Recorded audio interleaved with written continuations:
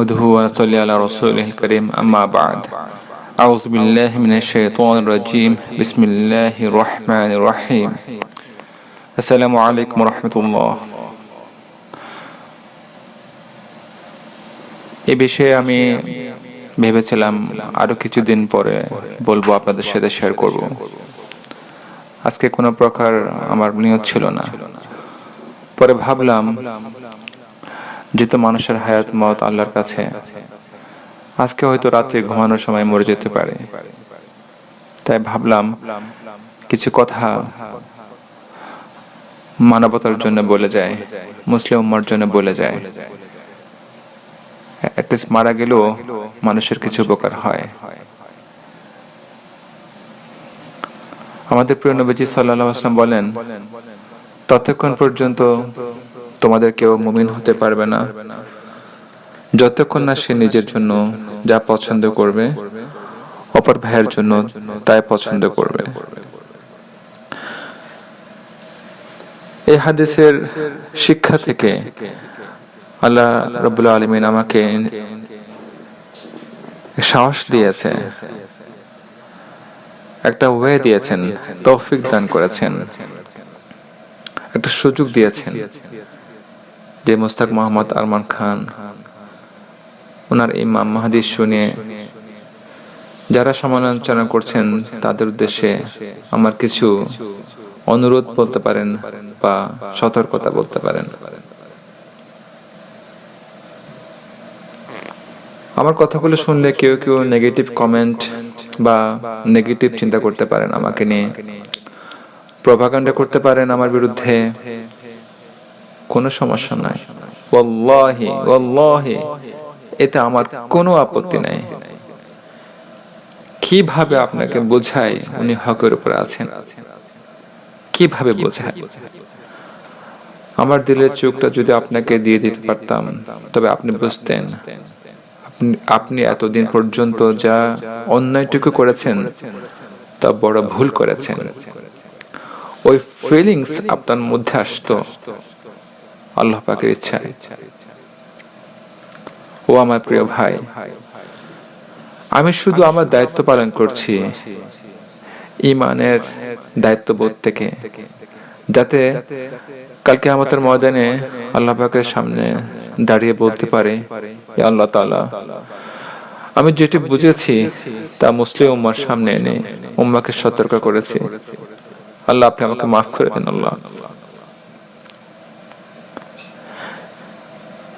এবার আপনাদেরকে আমি বিনীত অনুরোধ করব, এখন যে কয়েকটি হাদিস এবং শেয়ারিং আপনার সামনে পেশ করব তা মনোযোগ দিয়ে শুনবেন এবং পুরো আলোচনা শুনে গভীর ভাবে চিন্তা করবেন এবং ইস্তিখারা সালাহ পড়ে সিদ্ধান্ত গ্রহণ করবেন ইনশাআল্লাহ।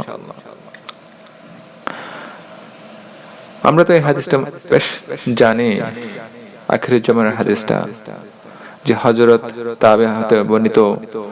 তিনি বলেন, একদল আশ্রয়প্রার্থী অচিরে মক্কায় নিকট আশ্রয় নেবে, কিন্তু তাদেরকে হত্যা করে দেয়া হবে। অতঃপর মানুষ তাদের যুগের এক বুরহা পরিমাণ সময় অতিবাহিত করবে। ইবনে আব্বাস বলেছেন, এই বুরহা হলো 33 থেকে 40 বছর সময়কাল। এরপর আরেকজন আশ্রয় চাইবে। যদি তোমরা তাকে পাও তাহলে তোমরা তাকে আক্রমণ করিও না, কেননা সে দশনেওয়ালা সৈন্য দলের একজন বিশেষ সৈন্য। এই হাদিসটি একটু স্টাডি করলে আমরা বুঝতে পারি যে 1979 সালে এই ধরনের একটা ঘটনা ঘটেছে। এটা খুবই পরিচিত একটা ঘটনা। আপনি যদি গুগলে সার্চ দেন আপনি সব পেয়ে যাবেন, আমার কথা বিশ্বাস করার প্রয়োজন হবে না। এখন 1979 সালে যে ঘটনা ঘটেছে, এখন 2020 সাল অতিক্রান্ত করছে, এখন 40 বছর পদার্পণ করছে না। এবং মুস্তাক মোহাম্মদ আরমান খান এই সময়ে উনি ওখানে অবস্থান করছেন, মক্কাতে অবস্থান করছেন এবং উনি মুহাম্মাদি বলছেন নিজেকে। একটু চিন্তা করেন, একটু চিন্তা করেন, আপনার কাছে কোনো এভিডেন্স আছে? যে একটা ক্লু দিচ্ছি আপনাকে, যে অতীতে বিভিন্ন জায়গায় বিভিন্ন দেশে বিভিন্ন জন ব্যক্তি অনেকে ইমাম মাহদী ক্লেম করেছে, কিন্তু মক্কাতে এইটা হচ্ছে সেকেন্ড টাইম। প্রথম টাইম ছিল 1979 সালে, আর সেকেন্ড টাইম হচ্ছে এই সময়টাতে। আপনার কাছে কোনো এভিডেন্স আছে কি যে এই সময়ে অর্থাৎ মক্কাতে আরো অনেকে ইমাম মাহদী ক্লেম করেছে? যদি না করে থাকে তাহলে আপনার কি স্টপ হওয়া দরকার নেই সমালোচনা করা থেকে? আপনাকে একটু চিন্তা করার দরকার নেই? একটু ভাবুন ভাই, একটু ভাবুন প্লিজ। এখন ভাবতে পারেন যে হাদিসটি ফেক হাদিস। আপনি কোন সাহসে কথা বলছেন? প্লিজ কিভাবে এই হাদিসটাকে আপনি কোথায় ফেলে দিবেন? আপনি যদি ফেলে দিতে পারেন কোনো সমস্যা নাই, তবে ভয় রাখুন মনের মধ্যে যে কালকে আমাদের ময়দানে আল্লাহর কাছে দাঁড়াতে হবে কিনা। 2 নম্বর হাদিস, আবু সাঈদ খুদরী রাদিয়াল্লাহু হতে বর্ণিত, নবী সাল্লাল্লাহু আলাইহি ওয়াসাল্লাম বলেছেন, আমি তোমাদেরকে মাহদীর আগমন সম্পর্কে সুসংবাদ দিচ্ছি। মানুষেরা যখন মতবিরোধে লিপ্ত হবে তখন তিনি প্রেরিত হবেন। পৃথিবী হতে জুলুম নির্যাতন দূর করে ন্যায় ইনসাফ দ্বারা ভরে দিবেন। আসমান জমিনের সকল অধিবাসী তার উপর সন্তুষ্ট হবেন। তিনি মানুষের মাঝে সমানভাবে প্রচুর সম্পদ বিতরণ করবেন।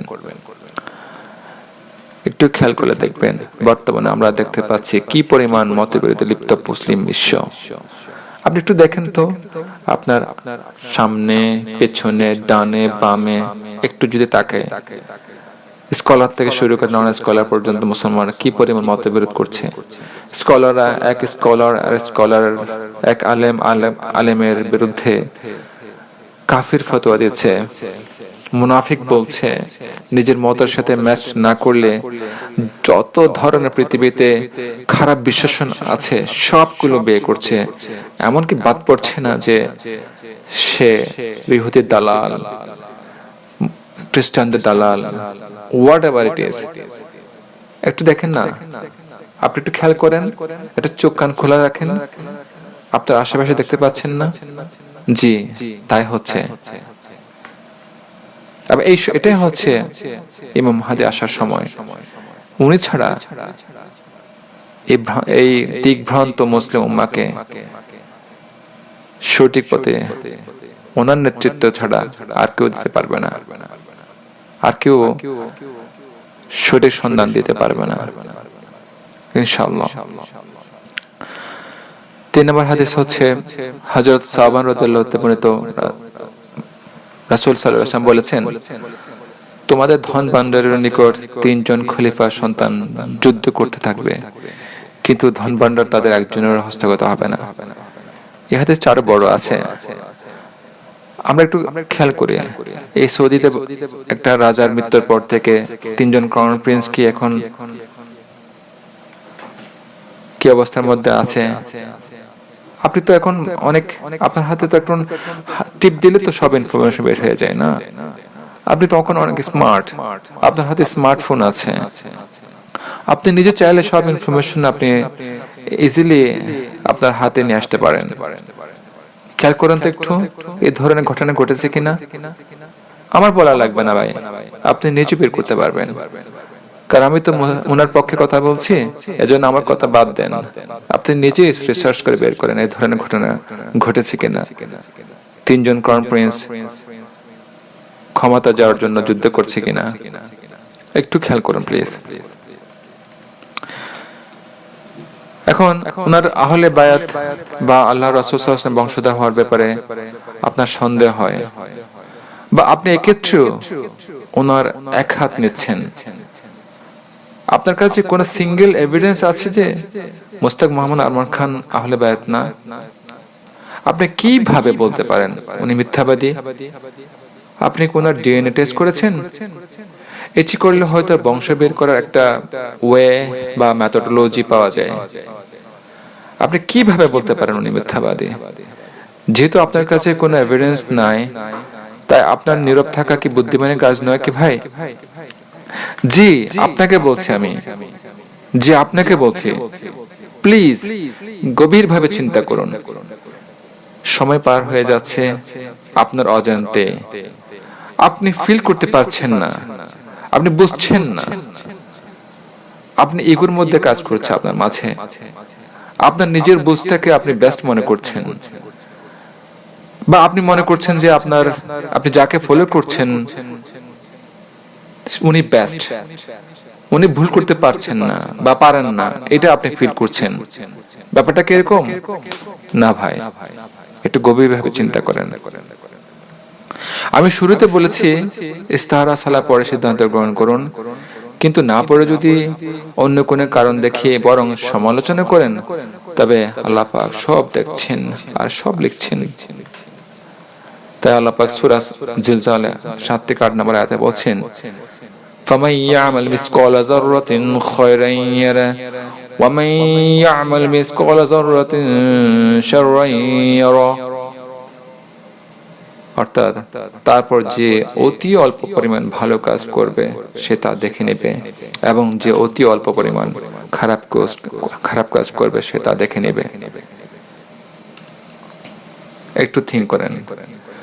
পরিশেষে এতটুকু বিনীত অনুরোধ করে আমার অনুরোধ শেষ করব ইনশাআল্লাহ, আর তা হলো আপনি ওনার আলোচনা শুনবেন না বা ইস্তাহারা সালাহ পড়বেন না, যেভাবে উনি পরামর্শ দিয়েছেন। ঠিক আছে, আপনার ইচ্ছে হচ্ছে না, তবে প্লিজ প্লিজ সমালোচনা না করে, প্লিজ সমালোচনা না করে। কারণ আপনি সত্যিকার অর্থে বুকে হাত দিয়ে বলতে পারবেন যে আপনি হকের উপরে আছেন? আপনি যে সমালোচনা করছেন, আপনার কাছে কি ওহী আসছে, বা আপনি আল্লাহর পক্ষ থেকে সত্য স্বপ্ন দেখেছেন যে উনি বাতিল, উনি মানুষদেরকে গোমরাহের দিকে ডাকছে? যে আপনাকে বলছি, আপনার বুকে হাত দিয়ে বলতে পারবেন?